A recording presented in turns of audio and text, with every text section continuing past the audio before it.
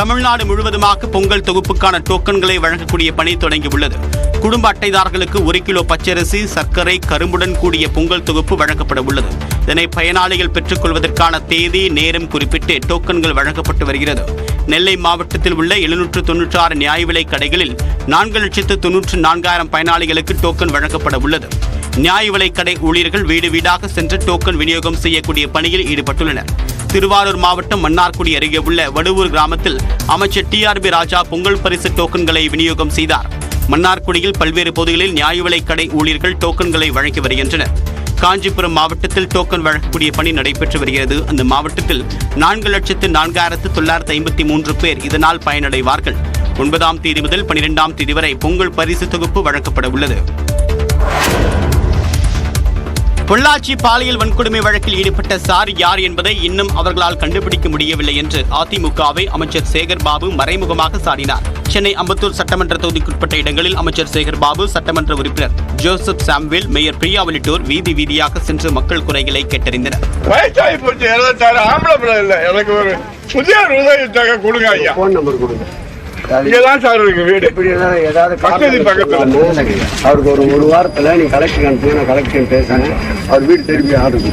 அதனைத் தொடர்ந்து மண்ணூர்பேட்டை ஆரம்ப சுகாதார நிலையத்தில் அமைச்சர் சேகர்பாபு ஆய்வு மேற்கொண்டார். அப்போது செய்தியாளரிடம் பேசிய அமைச்சர் சேகர்பாபு அண்ணா பல்கலைக்கழக மாணவி விவகாரம் தொடர்பாக எழுப்பப்பட்ட கேள்விக்கு பதிலளித்தார்.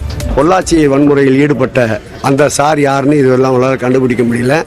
இங்க மாத்திரம் ஈடுபட்ட குற்றவாளியை உடனுக்குடன் கைது செய்து முதல் கட்ட நிவாரணமாக அந்த குற்றவாளி கட்டோடு இருந்ததை நீங்கள் பார்த்திருப்பீர்கள்.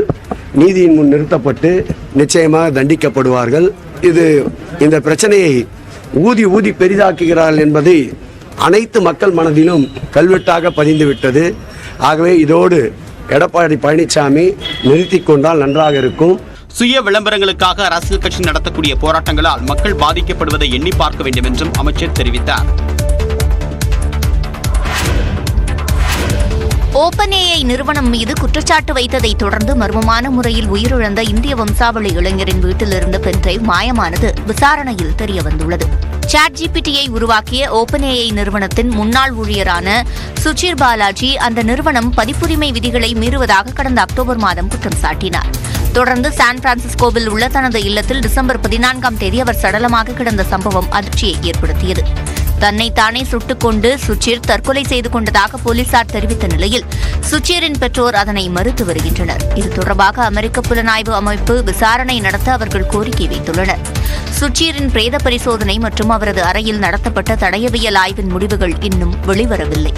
இந்நிலையில் தனியார் விசாரணை அமைப்பு நடத்திய விசாரணையில் சுச்சிரின் அறையில் இருந்த CCTV கேமராக்கள் பென்டிரைவ் காணாமல் போனது தெரியவந்தது. மேலும் ஹெட்போனில் பாடல் கேட்டுக் கொண்டிருந்த போது சுச்சீர் பின்பக்கமாக தலையில் தாக்கப்பட்டிருக்கலாம் என்றும் தெரிவிக்கப்பட்டுள்ளது. சுச்சீரின் அறை சூறையாடப்பட்டிருப்பதாக அந்த விசாரணை அமைப்பு தெரிவித்துள்ள நிலையில் அவரது கணினியில் இருந்த தரவுகளை யாரோ எடுத்திருப்பதாகவும் கூறியுள்ளது. சென்னையில் ஒரு சவரன் ஆபரண தங்கத்தின் விலை மீண்டும் 58,000 ரூபாயை தாண்டியது. கடந்த திங்களன்று 7,150 ரூபாய்க்கு விற்பனை செய்யப்பட்ட 1 கிராம் தங்கத்தின் விலை அடுத்தடுத்த நாட்களில் ஏற்ற இறக்கத்துடன் காணப்பட்டது. ஆபரண தங்கத்தின் விலை கிராமிற்கு 80 ரூபாய் உயர்ந்து 7,260 ரூபாய்க்கு விற்பனை செய்யப்படுகிறது. சவரனுக்கு 640 ரூபாய் அதிகரித்து 58,080 ரூபாய்க்கு விற்பனையாகிறது. வெள்ளியின் விலை 1 ரூபாய் உயர்ந்து 100 ரூபாய்க்கு விற்பனை செய்யப்படுகிறது.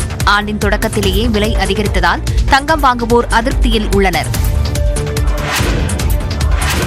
சீனாவில் பரவி வரும் புதிய வகை வைரஸ் உலக நாடுகளை கலக்கத்தில் ஆழ்த்தியுள்ளது.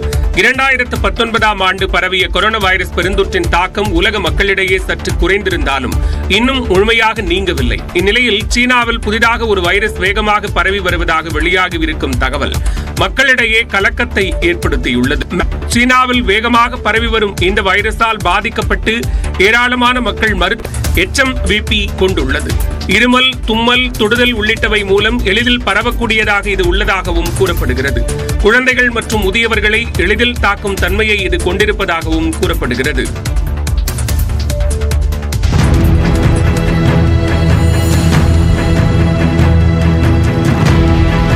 அமெரிக்காவின் கலிபோர்னியா மாகாணத்தில் சிறிய வகை விமானம் விபத்துக்குள்ளானது. 4 இருக்கைகள் கொண்ட இந்த விமானம் தெற்கு கலிபோர்னியாவில் உள்ள ஃபுல்லர்டன் பகுதியிலிருந்து புறப்பட்டுள்ளது. புறப்பட்ட சில நிமிடங்களிலேயே மீண்டும் தரையிறங்க வேண்டும் என விமான நிலைய அதிகாரிகளிடம் விமானி தெரிவித்துள்ளார். எனினும் சில நொடிகளில் அந்த விமானம் அங்குள்ள சேமிப்பு கிடங்கின் மேற்பகுதியில் மோதி வெடித்தது. இந்த விபத்தில் 2 பேர் பலியான நிலையில் அங்கு பணியில் இருந்த 19 பேர் காயமடைந்ததாக தெரிவிக்கப்பட்டுள்ளது.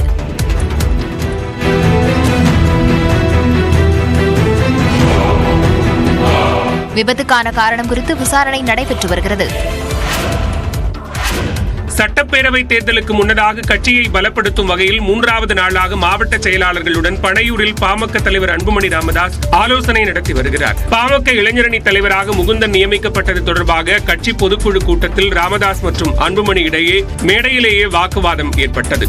அப்போது பனையூரில் மணி கூறியிருந்தார். பின்னர் ராமதாஸ் மற்றும் அன்புமணி இடையே பேச்சுவார்த்தை நடைபெற்ற நிலையில் சமரசம் ஏற்பட்டு விட்டதாக இருவரும் தெரிவித்தனர். இந்நிலையில் தைலாபுரத்திற்கு பதிலாக சென்னை ECRல் உள்ள பனையூர் அலுவலகத்தில் மாவட்ட செயலாளர்களை அன்புமணி ராமதாஸ் சந்தித்து ஆலோசனை நடத்தி வருகிறார். 3வது நாளாக டெல்டா மாவட்ட செயலாளர்களை அவர் சந்தித்து ஆலோசனை நடத்தினார். இதுவரை செங்கல்பட்டு, காஞ்சிபுரம், திருவள்ளூர், கிருஷ்ணகிரி, வேலூர், திருவண்ணாமலை ஆகிய மாவட்டங்களைச் சேர்ந்த மாவட்ட செயலாளர்களுடன் ஆலோசனை மேற்கொண்டார். 110 மாவட்ட செயலாளர்களையும் சந்தித்த பின்னர் துடிப்பாக செயல்படாதவர்களை நீக்க அவர் திட்டமிட்டிருப்பதாக கூறப்படுகிறது.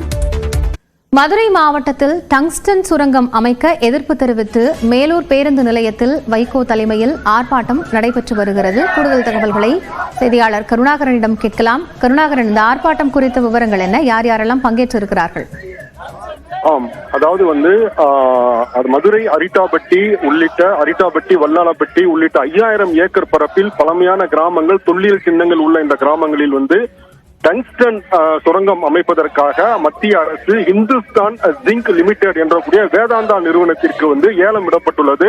எனவே இந்த ஏலத்தை நடைமுறைப்படுத்தினால் இங்குள்ள கிராமங்கள் அழிந்துவிடும், வாழ்வாதாரம் போய்விடும், பல்லுயிர் சமண சின்னங்கள், பல்லுயிர் சின்னங்கள் உள்ளவே அழிக்கப்பட்டுவிடும்.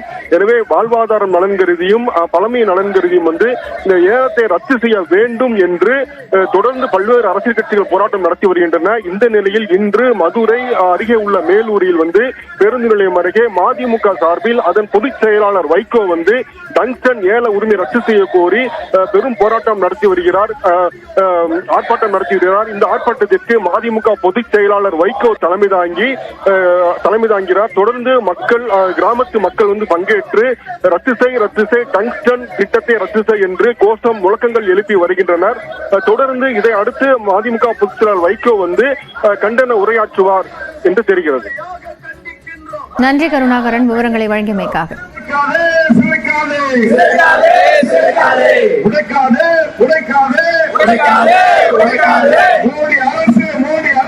மோடி அரசு இயற்கையின்